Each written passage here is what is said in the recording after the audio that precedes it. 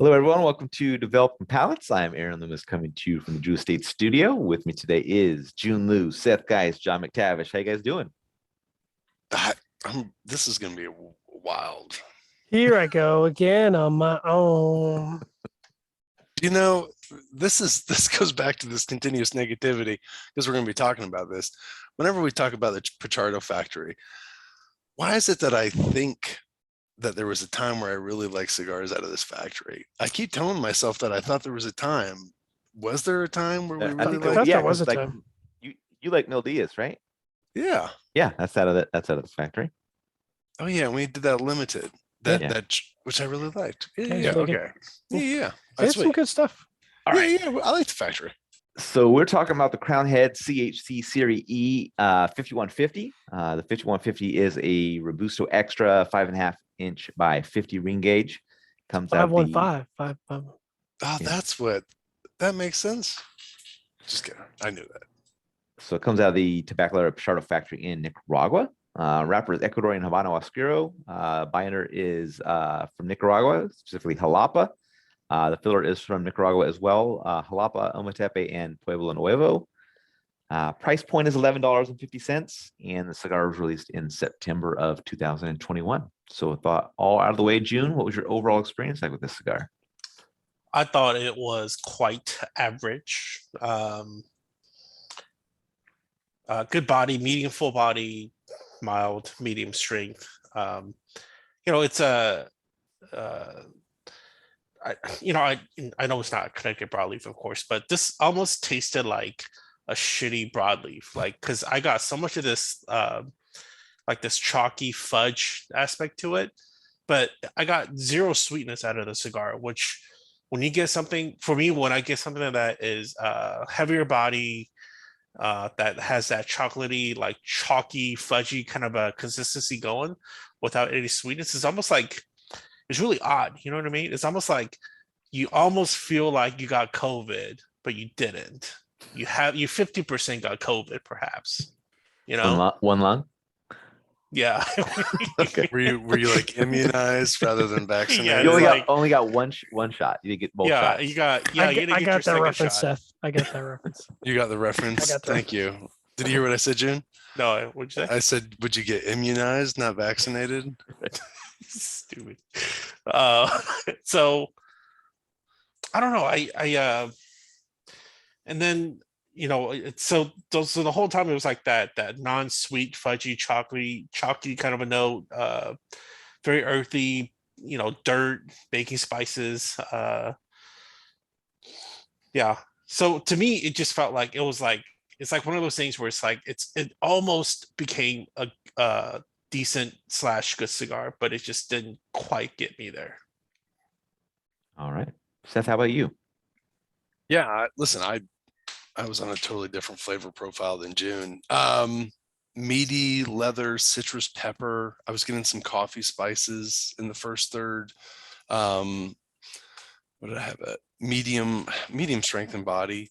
Second third just delivered this coffee cream. I got this little faint coconut quality with it, but it continued to show this citrus herbal pepper quality. And then final third was just kind of citrus pepper, medium strength and body kind of throughout.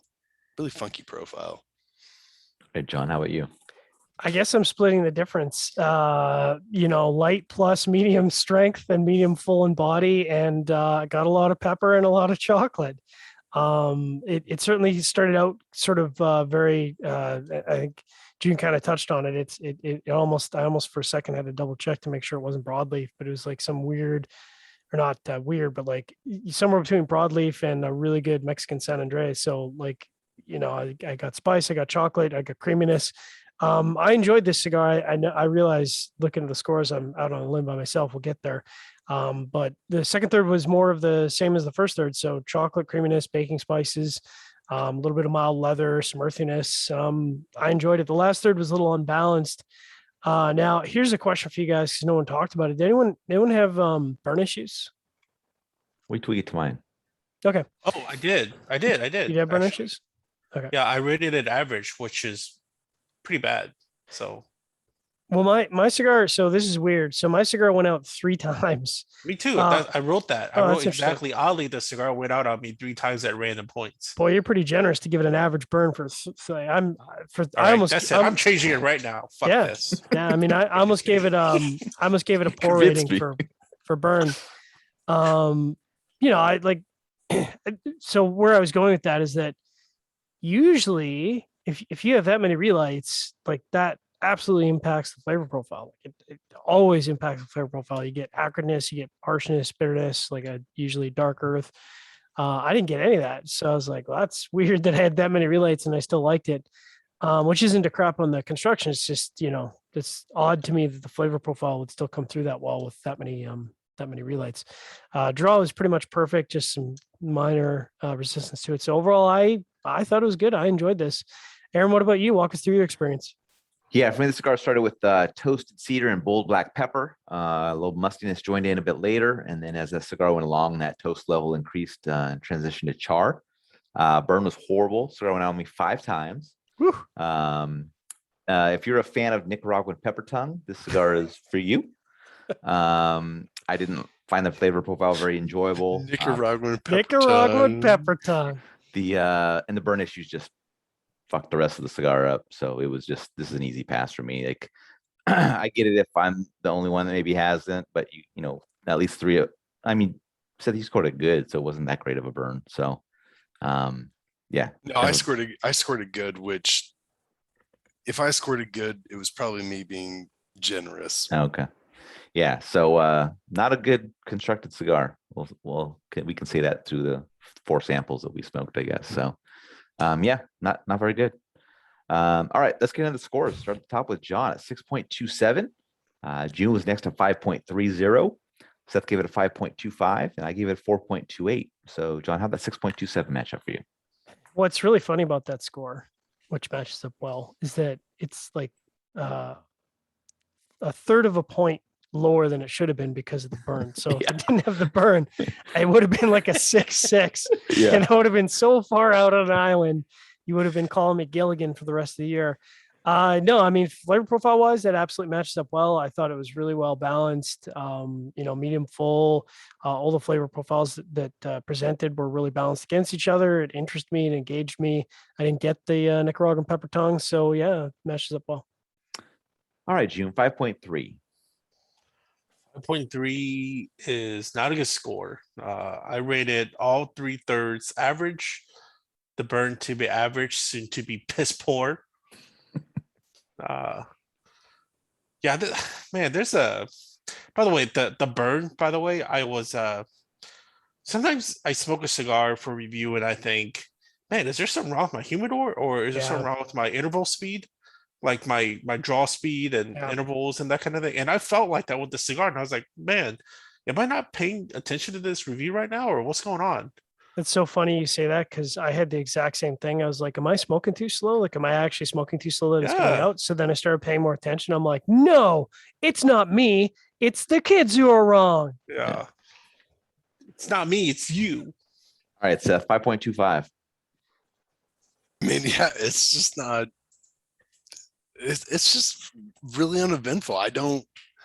It goes back to the macaw, man. I don't really remember it. It's just like, what the hell? I'll say this: the price is terrible on this, and it really $11. It really seems like we are getting this standard now, where a $10 to $12 cigar is what was once a $6 to $7 cigar. Mm-hmm. And it seems like this has been a drastic change. That it's not fucking inflation. This is just like manufacturers they just don't care anymore. Yeah. And I'd love to have a longer conversation about this and I'd love to see the history of prices and scores and so forth, and just kind of see where people are. Cause this is just, it's cheap cigar that's priced at $11.50. Yep. My 4.28 matches up well. Below average flavor profile. Horrible burn. The burn actually got a 0. So it was just a bad time. I mean, like, it was not. I mean, I scored a lot of stuff average, right? but I get through the reviews. I feel like I'm doing a normal thing, all that stuff. But this is just like, it's like a bummer, man. It just, you're like, and my tongue just feels raw afterwards. And I feel like my mouth feels like shit for the rest of the day. So You wasted your time. yeah, I wasted my time. I wasted it like, half of my day kind of a thing.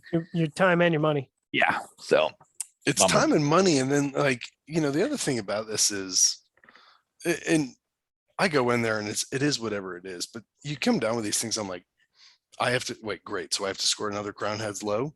So now I have to deal with, luckily I don't have to, it's not as much anymore, but then you just have to deal shit with all this shit from fucking Huber about something that's not even. Yeah, what is the last crowd heads we all liked? Seriously. Mil DS was pretty good.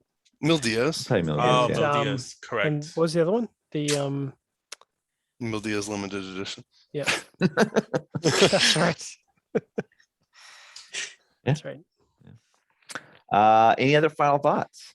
And we'll get into a lot of this, I'm sure, at the end of the year, but I think we're probably going to see a lot more of this construction wise, because I feel like, because obviously we got these at retail. So to me, that just says these cigars are getting rushed out of the factory because they have to, and either they haven't rested long enough, they're shipping wet, or they're arriving wet. And so, they're not burning the way they should. I can't imagine that they're blended in such a way that they didn't burn. That would be a pretty major screw up and not something I would expect out of Pichardo. So I suspect that we're going to see a lot more of this. We already saw a ton of this in 2021, and probably going to see a lot more of it in 2022, but we'll get into that, I'm sure, at the end of the year discussion. Yeah. I mean, I think almost all the crown heads and Pichardo stuff was more promised towards like the July timeframe, and it's slowly rolling out through the year. So it's there's everybody's having those kinds of issues, but what kind of effect it has on the cigars. Should the cigar have been rolled out like 2 months later, or whatever? So I don't know. We'll see. All right. If you're just catching the video on YouTube, be sure to subscribe to us. Also check out the full written review on the website, developmentpalace.com. And before I bail on this, I got to get the damn picture up here before I screw that up. Oh yeah. Boom. Still haven't gotten into the haven't gotten into the band There is you go. terrible on this though. Yeah. The Serie the font looks terrible. See, the thing is that the whole concept behind it is the Van Halen thing, and it shows well on the box. It does not translate to the band. So if you're not buying the box, you probably are completely missing out on what it's supposed to be. But with that said, follow us on social media channels, and you can catch all of our review recaps on podcasts, iTunes, Google Play, and Podbean. Thank you for tuning in. We'll catch you on the next one. 5150.